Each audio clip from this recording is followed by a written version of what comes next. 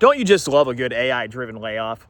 Wall Street is cheering the AI layoff wave. Corporate America is entering a new phase of the AI boom. Artificial intelligence is helping companies grow faster.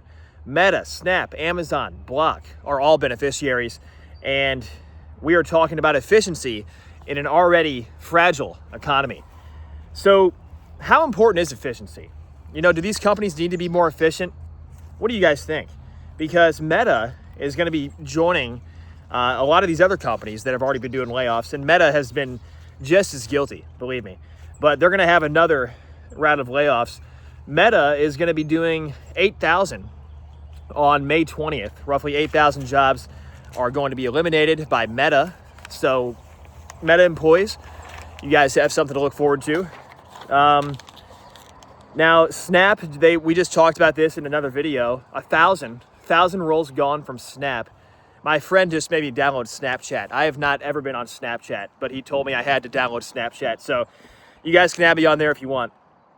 AI is already generating more than 65% of its new code for Snap. Block as well has already cut 4,000 jobs in an AI overhaul. And then of good old Amazon, my favorite, 16,000 corporate jobs already cut as part of roughly 30,000 announced since October. And Reuters reported that economists are now quantifying AI-driven job destruction across exposed sectors. Now, what's interesting is that depending on who you ask, you're going to get different responses. Now, some people like, is it the Andreessen, Mr. Andreessen, from Andreessen Horowitz, the firm? He's the one who says that AI-driven layoffs are not happening. In fact, it's a total fraud. He says that basically these firms are using it as an excuse.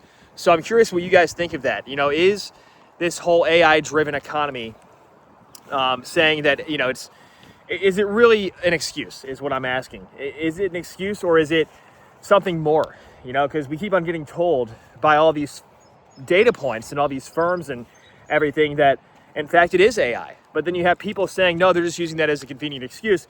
I did make a separate video talking about that. So, what do you think? What do you guys think of this? So yeah, anyway, with Snap, it looks like they say AI is generating 65% of its new code, and that it can basically operate with smaller teams. So they have more than 300 roles that they closed down, and they expect that the annualized savings from this will be $500 million by the second half of 2026.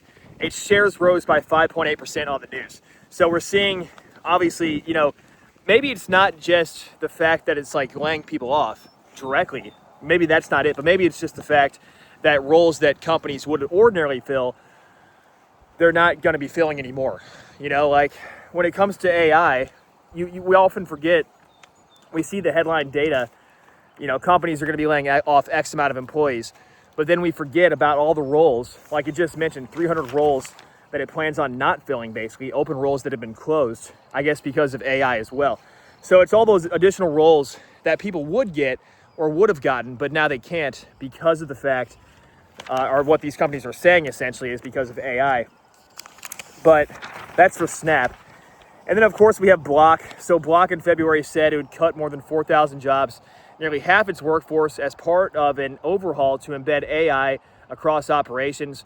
Reuters reported that shares surged 25% after hours, and analysts called the move a seminal moment in the AI era. And then CEO Jack Dorsey said plainly that a significantly smaller team using AI tools can do more, and they can do it better. And then, of course, Mr. Jassy, Andy Jassy from Amazon, you can't forget about him. Basically, cutting 16,000 jobs, and that was in January, cutting those 16,000 corporate jobs. That was the announcement. Completing a plan for about 30,000 jobs since October. Reuters reported that those reductions were tied to efficiency, reduced bureaucracy, which is something I can get behind, especially having working there and seeing the level of bureaucracy that company has. It's ridiculous. But and earlier comments from Amazon leadership that rising use of AI tools would lead to more automation and fewer corporate jobs. Now that's specifically from Andy Jassy, that last comment, talking about how there'd be fewer people doing some jobs. I remember when that came out. Goldman Sachs economists estimated AI was responsible for 5,000 to 10,000 monthly net job losses last year. The most exposed U.S. industries, while Challenger, Gray, and Christmas linked AI to 7% of total planned US layoffs.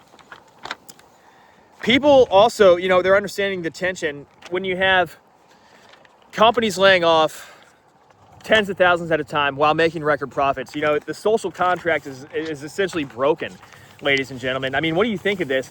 Regardless of if it's actually AI causing the layoffs or not, I think we can all kind of get behind this idea, or this, basically this, like, we all kind of feel betrayed by corporate America. We were all told by, and you could say it's corporate America or by your parents who told you to get a college degree, whatever it is. But a lot of people are just at the point now where it almost feels hopeless. You go to school, you get a degree, you go to try to get that job. You're told when you're in college that, yeah, there's going to be plenty of jobs. You're going to get out, you're going to get that, whatever debt you have to take on, it'll all be worth it. There's plenty of corporate jobs out here.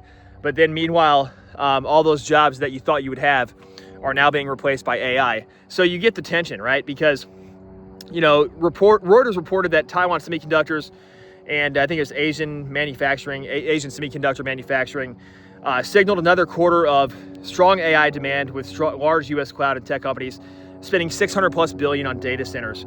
At the same time, some of the same businesses are flattening organizations and cutting headcount. So, or they're bringing in the H-1B visas, that type of thing, where, I mean, what do you guys think of this? Right when Gen Z is getting out of college, right when Gen Z is entering the workforce, late millennials like myself, I've had some experience. I just turned 30, but I'll be 31 in like less than 6 months, actually. But the point is, we got to think about these things, because this is like, the social contract is broken, ladies and gentlemen. You want my honest opinion? The social contract is broken. There's no going back. They're going to keep on accelerating this. They're going to keep on using whatever excuse they can to cut these jobs. And yes, a lot of companies overhired during the pandemic. That's one of the big arguments you'll see. But at the end of the day, I mean, you got people who have gone to college, got their bachelor's, got their master's, whatever it is. Some even got their PhD, their law degree, whatever it is. And now you're being told that your degree is worthless and that AI is going to do your job 1,000 times as fast as you. And so good luck to you. How do you think that's going to resonate with a majority of the educated population out here? I don't know. It's probably not going to go well as things get worse, if this continues. If people really can't find jobs and they really can't feed their families, it's going to get bad. And I don't care what type of stock prices are, how high stocks are and everything. I'm all for a good, high stock market, making money, wealth, everything's great. But when you have the social contract broken, like, you would have never seen this shit when my parents were growing up, for example, ladies and gentlemen. I mean, you just would not have seen it. This idea that companies would lay off tens of thousands of people while they're making record profits in the name of efficiency. I mean, at least back then, people had some empathy, and they actually considered people not just head counts, but human beings, right? So that's where we're at in corporate America.